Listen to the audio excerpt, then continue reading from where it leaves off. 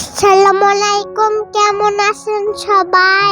প্রচন্ড গরমে বাসায় বসে থেকে বোরিং হচ্ছিলাম, তাই আমি আমার আব্বুকে বললাম আমাদের থেকে ঘুরতে নিয়ে চলো। ভিডিওতে না টেনে সম্পূর্ণ ভিডিওটি দেখতে থাকুন। আশা করছি ভিডিওটি আপনাদের কাছে ভালো লাগবে। যেতে যেতে আমি মাইসা দুইটা ছাগল দেখতে পেলাম। এরপর আমরা দুইটা ছাগলের পাতা খাই দিলাম। ছাগল দুইটা খুব ভালো, আমাদের সাথে একটু দুষ্টামি করে নাই। এরপর এখানেও আমাদের খুব গরম লাগছিল, তাই আমরা আবারও হাঁটতে শুরু করলাম। আমরা দেখতেছিলাম কোথায় গেলে একটু শান্তি পাবো, ঠান্ডা বাতাস পাবো।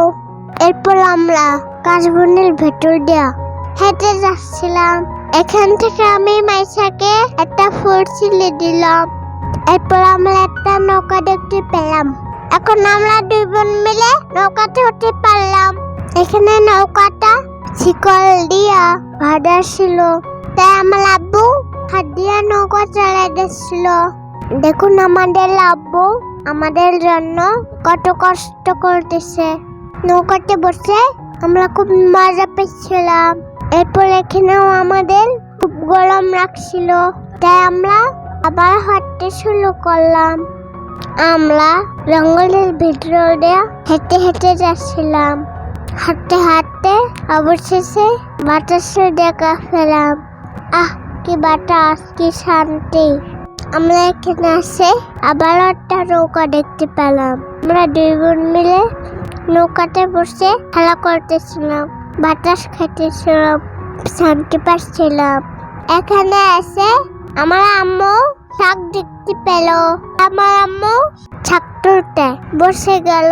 এখানে আমার আম্মু বসে বসে শাক তুলতেছিল, আর আমরা দুই বোন মিলে খেলা করতেছিলাম, খুব আনন্দ করতেছিলাম।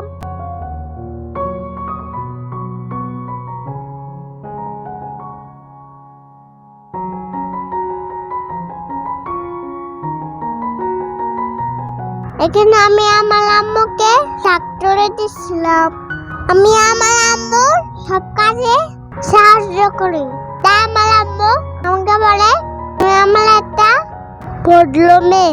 সে কোনো সাহায্য করে না আমার আম্মুর কাজে, শুধু দুষ্টামি করে। মাঝে মাঝে মাঝে আমাকে মারে, আবার মাঝে মাঝে আমাকে ভালোবাসে। আমিও মাইসাকে মারি, আবার খুব ভালোবাসি।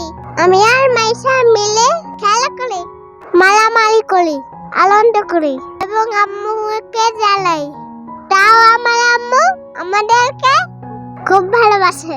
আমাদের আজকে ভিডিওটি যদি আপনাদের কাছে ভালো লেগে থাকে তাহলে আমাদের ভিডিওতে একটা লাইক করতে ভুলবেন না। আমরা ঘোরাফেরা শেষ করে বাসায় চলে এসে আমার আম্মু আমাকে হালিম খেতে দেয়। এখানে আমার আম্মু শাকগুলা পরিষ্কার করে ধুয়ে নেবে। এরপর আমার আম্মু শাকগুলা রান্না করে নেবে। এখানে আমার আম্মু কড়াইয়ের মধ্যে শাকগুলা দিয়ে দিল।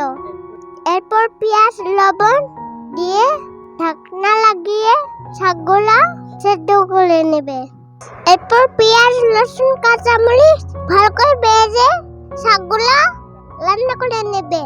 আমাদের আজকের ভিডিওটি আপনাদের কাছে কেমন লাগলো কমেন্ট করে জানাতে ভুলবেন না। আজকের ভিডিওটি এখানেই শেষ করছি। আল্লাহ হাফেজ, আসসালামু আলাইকুম।